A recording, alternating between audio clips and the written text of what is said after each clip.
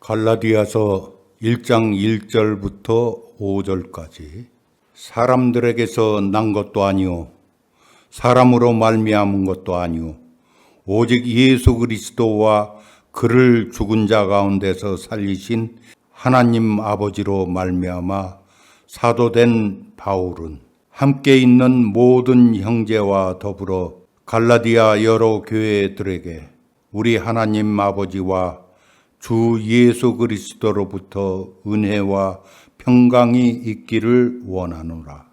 그리스도께서 하나님 곧 우리 아버지의 뜻을 따라 이 악한 세대에서 우리를 건지시려고 우리 죄를 대속하기 위하여 자기 몸을 주셨으니 영광이 그에게 세세토록 있을지어다. 아멘. 상징이라는 단어를 사전에서 찾아봤더니 추상적인 사실이나 느낌, 생각 이런 것들을 어떤 대표성을 띤 기호나 사물로 나타내는 것이라고 합니다. 추상적인, 손에 잡히지 않는, 보이지 않는 어떤 것들을 기호나 사물을 사용해서 나타내는 것이라고 합니다. 불교하면 떠오르는 게 어떤 것이 있으세요? 연꽃? 목탁, 그렇죠. 목탁, 연꽃, 그리고 이제 불교 만자, 꺾어진 십자가 같은 그런 것들을 보면 자연스럽게 불교라는 종교가 떠오르고, 유대교의 상징은 다윗의 별이라고 하는데 이 삼각형 두 개를 거꾸로 이렇게 포개 놓은 것 같은 모습입니다. 어떤 가수의 뮤직비디오에 사과가 여러 번 등장하는 걸 본 적이 있어요. 그래서 그게 무슨 의미인가 봤더니 유혹을 의미하더라고요. 에덴 동산에 있었던 그 선악과를 상징하는 것이에요. 선악과가 꼭 사과는 아니었을 텐데 이상하게 그 선악과를 사과로 많이 상징을 하더라고요. 복숭아, 배 이런 걸로 안 하고 그런 것처럼 우리 기독교도 유일한 상징이 있는데 그게 십자가입니다. 물론 아주 보수적인 교단에서는 십자가조차도 우상이 될 수 있다고 생각을 해서 예배실에 십자가를 달지 않습니다. 그런데 그런 교회도 교회 건물에는 십자가를 답니다.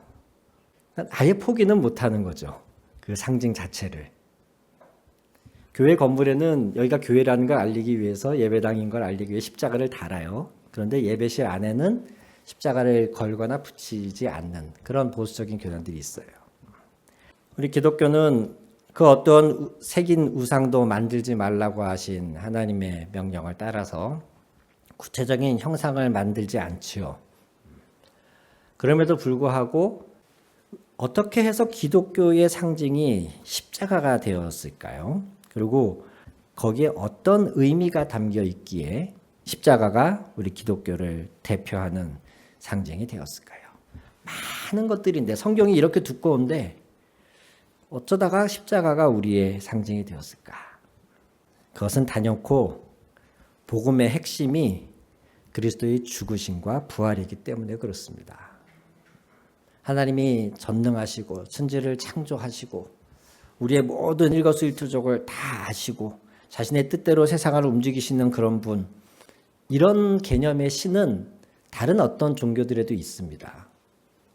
샤머니즘 가운데에도 이런 비슷한 유형의 신들은 찾아볼 수 있습니다. 힘이 센 전능한 신, 세계를 창조한 신, 자기의 힘으로 능력으로 세계를 조종하는 그런 신, 그런 정도 돼야 신이라고 부르죠.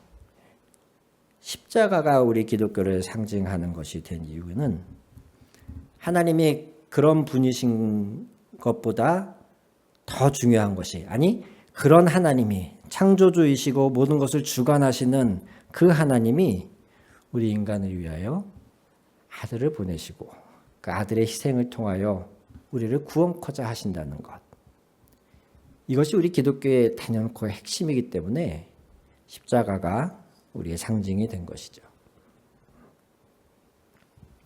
한 가지 흥미로운 사실은 우리 개신교의 십자가와 가톨릭의 십자가가 조금 달라요. 혹시 눈여겨보신 적 있나요?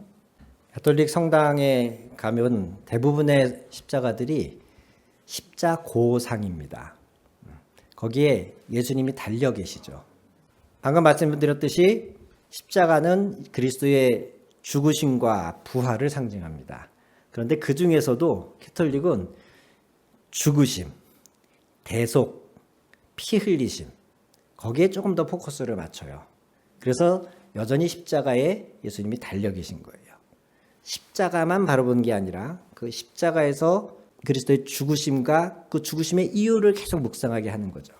반면에 개신교는 죽으심과 부활 중에서도 부활에 조금 더 포커스를 맞춥니다. 사망을 이기셨다. 우리 죄를 위하여 죽으시고 사망을 이기셨다. 여기에 포커스를 더 맞추죠. 인간의 죄를 씻어주시고 우리를 살리시려고 십자가에서 죽으신 예수님. 그래서 우리는 한낱 중죄인의 사형 틀에 불과했던 십자가를 이제는 거룩한 하나의 상징으로 고백하게 되었습니다.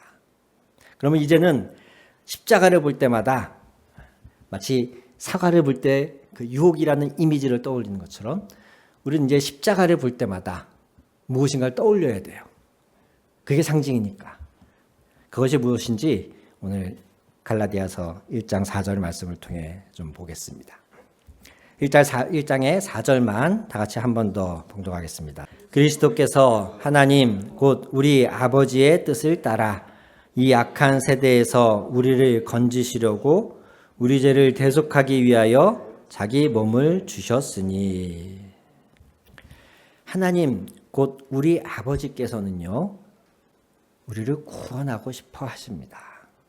하나님 곧 우리 아버지의 뜻을 따라라고 되어 있죠. 하나님은 한 영혼도 그저 잃어버린 바 되기를 원치 않으시고 모든 사람이 진리를 알고 구원에 이르는 데까지 이르기를 간절히 원하시는 하나님이세요. 그런 의지를 가지고 계신 하나님이세요. 그러면 구원을 우리가 하나님께 사정사정해서 받아내는 게 아닙니다. 사람들 안에 하나님께 나아가거나 하나님을 찾는 데에 대한 어려움이나 어떤 장애물 같은 것들이 좀 있는 것 같아요. 아유, 나 같은 게 이런 거죠. 하나님도 나는 별로 예뻐하실 것 같지 않아. 이런 막연한 느낌, 죄의식, 죄책감. 그리고 구원을 얻기 위해서 하나님의 자녀가 되기 위해서는 내가 어느 정도 자격을 갖춰야 될 것 같은 이런 무의식. 그런 게 늘 부족하다고 생각되니까 하나님께 나아가기를 주저주저 하게 되는 거예요. 심지어 교회를 다녀도, 교회를 출석해도 그래서 수박 겉핥듯이 예배만 출석하고 가족 따라서 뭐 부모님이든 아내든 가족 따라서 교회 문지방만 밟고 다니지 그 자신이 직접 하나님을 찾거나 하나님을 만나지 못하는 사람들이 종종 있습니다. 그런 사람들 안에는 그러니까 여러 가지 이유가 있겠지만 그 중에 한 부류는 마치 구원이라는 것이 하나님으로부터 은혜를 받는 것이 내가 일정 수준의 사람이 되어야 되고 좀 내가 더 깨끗해져야 되고 내가 교회 생활을 잘 한 뒤에서야 받을 수 있는 것처럼 생각하는 경향이 있어요. 하나님의 나를 향한 은혜나 계획이 내가 어느 정도 수준에 이르러서야 그것이 비로소 작동하는 것처럼 생각을 하는 거죠. 이것은 오해이고 착각이고 심하게는 사단의 거짓말입니다. 하나님은 애초에 우리가 죄인일 때부터 아버지의 뜻을 따라 그 아들을 보내셨다고 하셨어요. 하나님은 우리 모두가 진리를 아는 데 이르기를 원하십니다. 구원을 받는 데 이르기를 원하십니다. 잃어버린 양이 돌아오기를 바라는 목자처럼 집 나간 둘째 아들이 돌아오기를 바라는 그 아버지처럼 이미 하나님 아버지의 뜻은 고정되고 확정되어 있어요. 저와 여러분이 구원받고 하나님의 자녀로 살아가는 것입니다. 안심하고 편안하게 기쁜 마음으로 언제나 아버지를 찾으시고 아버지 앞에 나아오십시오. 심지어 범죄하고 또 넘어졌다 하더라도 다시 나아오십시오. 아멘. 그 아버지의 뜻을 따라 이 악한 세대에서 우리를 건지시려고. 자, 먼저 성경을 선언합니다. 이 세대는 악하다. 자, 그럼 이 세대가 언제입니까? 이 악한 세대라고 1장 4절에서 말하고 있는데, 이 악한 세대는 그러면 갈라디아서가 쓰여질 그 당시에 그 세대를 말하는 걸까요? 그 당시에는 그 세대가 맞죠. 근데 지금은요? 지금이 악한 세대입니다. 모든 성경은 그 시점을 잘 분별해서 보아야 합니다. 분명히 성경이 쓰일 때에는 그 시점에 맞게 쓰여졌습니다. 우리는 그것을 이해하고 그 문화적 배경 안에서 성경 본문을 읽어야 됩니다. 그러고 나서 적용할 때는 어떻게 해야 돼요? 오늘날 우리의 상황에 맞게 적용을 해야 됩니다. 세대가 악한 유형과 이유는 저마다 좀 다를 수 있겠지만, 지역마다, 세대마다, 그러나 악하다라고 하는 공통분모는 한결같다는 것이에요. 2000여 년 전에 갈라디아 교인들이 속해 있던 그 시대, 그 로마의 문화권도 악했고, 오늘날 우리가 살고 있는 이 첨단 과학의 시대 대한민국에서도 여전히 우리는 악한 세대를 살아가고 있는 것입니다. 에베소서 5장 16절도 말하길 세월을 아끼라 때가 악하니라. 나중에 에베소서 말씀은 조금 더 보충하겠지만 세월을 아껴야 하는 이유를 때가 악하기 때문이라고 얘기합니다. 로마서 12장 2절에서는 너희는 이 세대를 본받지 말고 이렇게 말하죠. 오직 마음을 새롭게 함으로 변화를 받아 하나님의 선하시고 기뻐하시고 온전하신 뜻이 무엇인지 분별하도록 하라. 이 세대의 뜻이 있다는 거예요. 그것을 본받지 말고 하나님의 선하시고 기뻐하시고 온전하신 뜻을 본받아라. 이렇게 이야기하고 있는 거죠. 이 세대는 악합니다. 이 악하다는 의미는요, 모든 사람들이 다 범죄자이고 모든 사람들이 다 악한 생각만 한다, 그런 의미는 아니에요. 개중에는 선하게 착하게 법 없이도 살 법한 사람들도 종종 있죠. 그러나 그럼에도 불구하고 이 세대가 무엇을 향해서 가고 있는가를 보자는 거죠. 일례로 우리 대한민국의 사교육비가 계속 꾸준히 증가하는 거 혹시 아십니까? 계속 매년 증가하고 있더라고요. 저는 그게 의아했어요. 매년 학생 수는 어떻습니까? 줄고 있죠. 학생이 너무 없어서 서울 안에서도 폐교되는 학교들이 요즘 나오고 있을 정도인데, 그런데 희한하게 사교육비는 매년 오히려 증가합니다. 작년 24년에 초중고 사교육비의 총액을 추산하기를 29조 2천억이라고 합니다. 어머니 아버지들이 뼈 빠지게 일해서 29조 2천억이라고 하는 돈을 애들 영어 가르치고 수학 가르치고 일타 강사한테 강의 듣고 인강 듣고 이러는 데 쓴 거예요. 29조 원을요. 와, 2,900억도 아니고요. 2조 9천억도 아니고요. 29조 원이 사교육비로 쓰였대요. 매년 이렇게 사교육비가 늘어나면 바라기는 매년 서울대 정원이 좀 늘어나야 되지 않나요?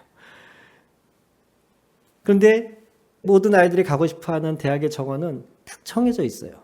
그럼 그 얘기는 사교육비가 아무리 늘어나도 매년 입학생은 정해져 있고 나머지 아이들은 실패자가 되는 거잖아요. 이런 일이 계속 반복되고 있다는 겁니다. 아이들을 나쁘게 교육시키기 위해서 돈을 들이는 게 아니죠, 지금. 아이들의 더 나은 미래를 위해서 부모들이 고심해서 심지어 아버지의 수입만으로 안 되면 어머니가 아르바이트를 해서라도 아이들의 학원비를 대잖아요. 이건 좋은 의도이고 부모님의 사랑이고 열정이지 않습니까? 그런데 결과는요. 아이들은 어릴 때부터 요즘은 4세고시라는 얘기 들어보셨습니까? 전에는 7세고시라 그랬대요. 좋은 초등학교에 사립초등학교나 이런 학원에 보내기 위해서 7살 아이들을 닥달해가지고 시험을 치게 막 했는데 요즘은 좋은 영어 유치원을 보내기 위해서 4세고시가 있대요. 강남에는. 그러면 그때부터 그런 사교육의 틀 안에 딱 갇힌 아이들이 초등학교, 중학교, 고등학교 이렇게 계속 그 울타리 안에서 보고 듣고 배운 걸 가지고 좋은 대학을 못 가면 완전 정말 인생의 낙오자가 되는 거고, 그런 아이들은. 좋은 대학을 가면 그 아이들은 결국 이 사회의 지도층이 되지 않겠습니까? 그런 4세 때부터 고등학교를 졸업할 때까지 부모님의 그 틀 안에서, 사교육의 틀 안에서 오직 입시만 보고 듣고 배운 아이들이 이 사회를 앞으로 이끈다고 생각을 해보시오. 10년 뒤, 20년 뒤. 분명히 모든 부모들이 자녀가 잘 되게 하기 위해서 그렇게 열심히 노력하고 있는데 아무리 노력하면 노력할수록 그 결과는 암담합니다. AI가 인류를 멸망시키고 인류에 큰 위협이 될 수 있다는 경고는 계속해서 나오고 있습니다. 심지어 오픈 AI를 공동 창립했던 샘 알트먼 같은 사람도 AI 기술이 앞으로 잠재적인 인류의 위험이 될 거라고 여러 차례 경고하고 있습니다. 어떤 인류학자는 AI에 대해서 경고하면서 이것이 위험한 이유는 인류가 지금까지 자신보다 똑똑한 존재와는 싸워본 적이 없다는 거예요.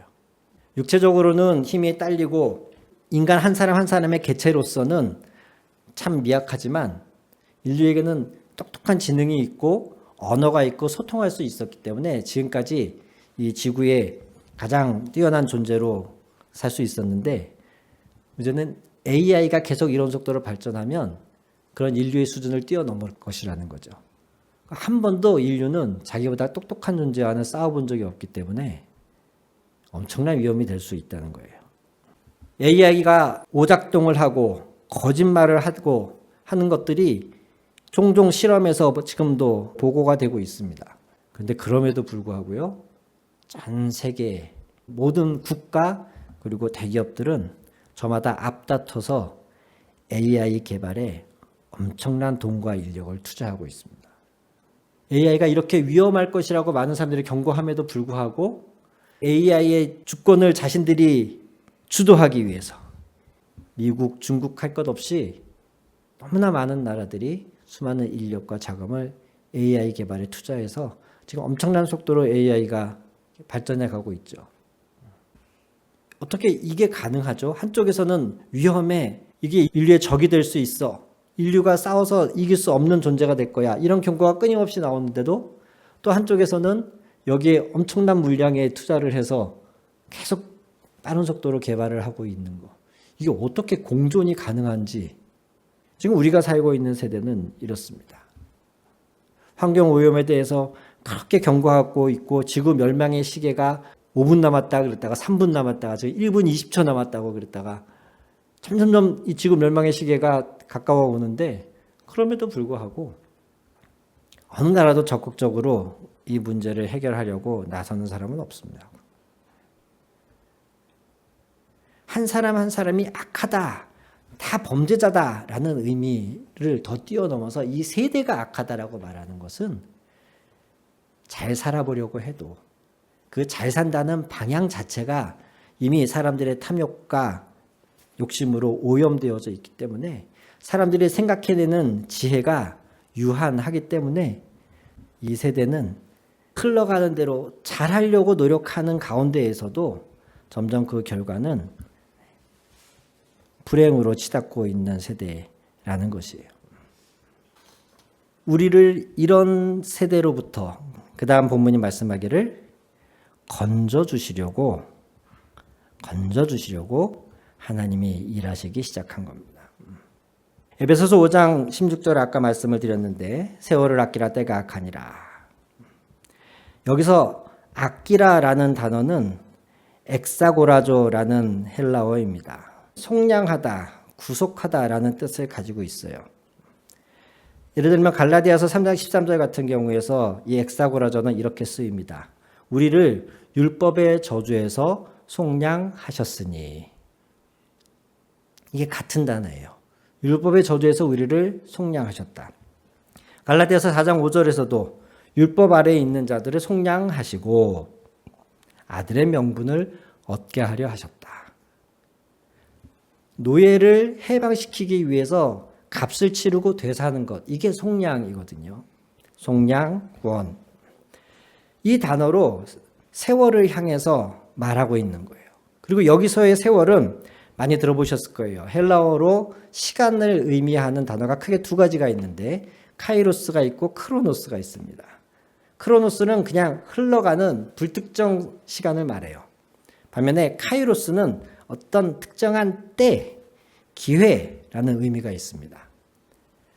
에베소서 5장 16절에서 바울이 말할 때는 이 카이로스를 의미해요. 카이로스, 바울은 지금 우리 눈앞에 그냥 크로노스가 흘러가는 게 아니고 하나님이 주시는 카이로스, 기회, 때가 흘러가고 있다고 말해요. 그러면서 이 기회를, 이 때를 어떻게 하라고요? 속량하라고 말합니다. 구원하라고 말해요. 세월을 아끼라는 의미는 시간을 효율적으로 사용하라는 의미가 아니에요. 그러면서 에베소서 5장 17절에 뭐라고 하냐면 어리석은 자가 되지 말고 오직 주의 뜻이 무엇인가 이해하라. 이 에베소 5장 17절이 5장 16절을 설명해 주고 있어요.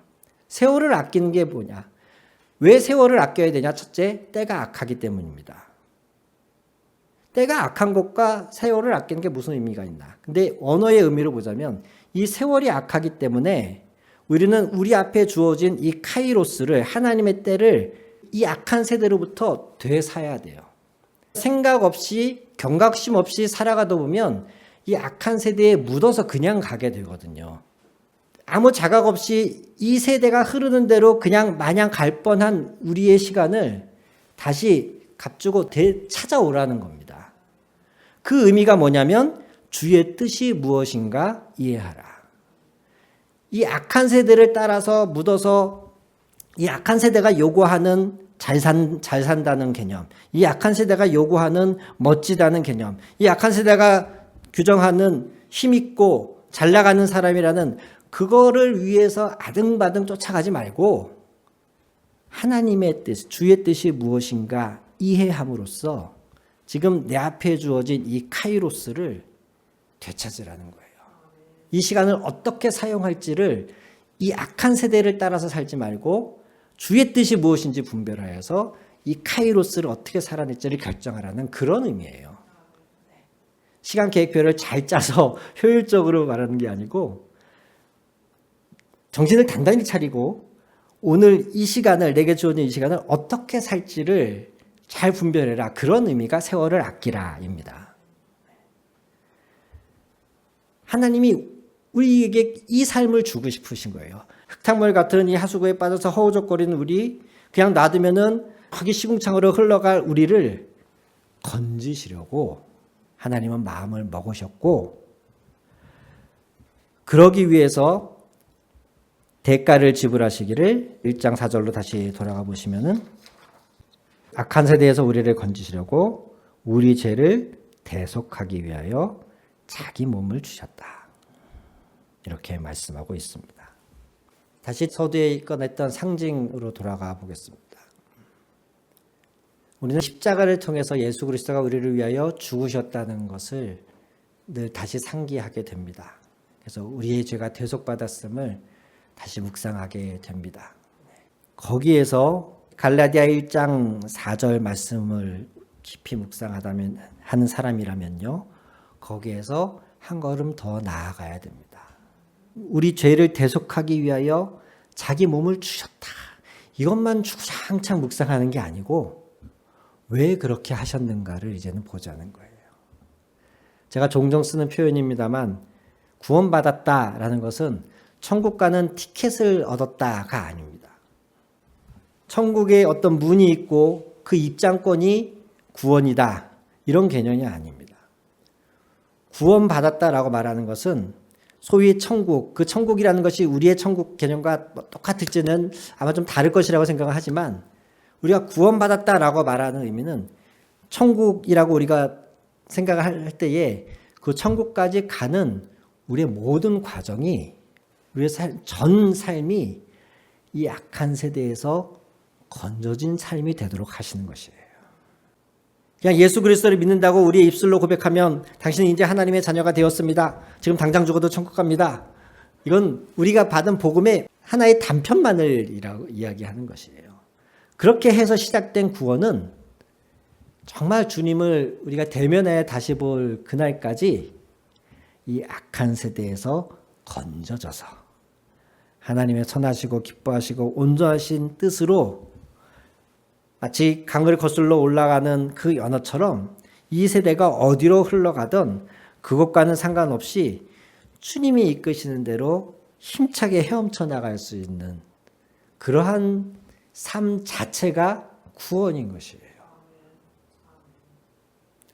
그러려고 그 아들이 오셨고 그러려고 십자가에서 죽으셨기 때문에 그래서 저는 우리 개신교의 십자가가 조금 더 복음의 의미에 합당하지 않나 생각을 합니다. 예수 그리스도께서 우리를 위하여 고난을 받으신 것은 우리의 과거에 지은 죄, 즉 천국에 들어가지 못하게 하는 죄를 지워주고 천국 가는 입장권을 주는 것 정도에서 끝난 것이 아니기 때문에 십자가에서 죽으신 예수님이 다시 죽음을 이기고 부활하신 것처럼 이제 우리는 이 세대가 어디로 가든 우리에게는 부활의 능력이 이제 함께 하셔서 우리의 힘으로는 못 가겠죠.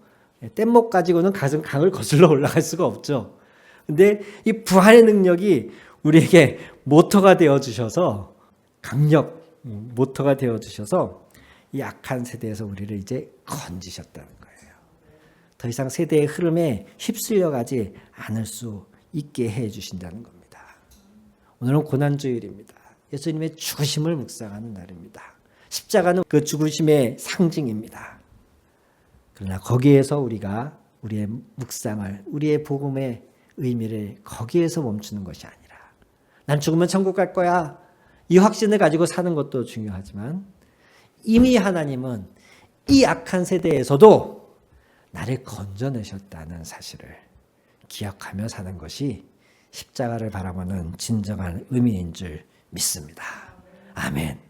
사랑하는 성도 여러분, 이 십자가를 묵상하시면서 이 악한 세대 속에서도 여러분의 세월을, 여러분 눈앞에 주어진 매 순간의 기회를 이 악한 세대의 흐름과는 다른 하나님의 온전하신 뜻을 분별하여서 이 카이로스를 살아내실 수 있기를 주님의 이름으로 축원합니다. 아멘. 같이 기도하시겠습니다.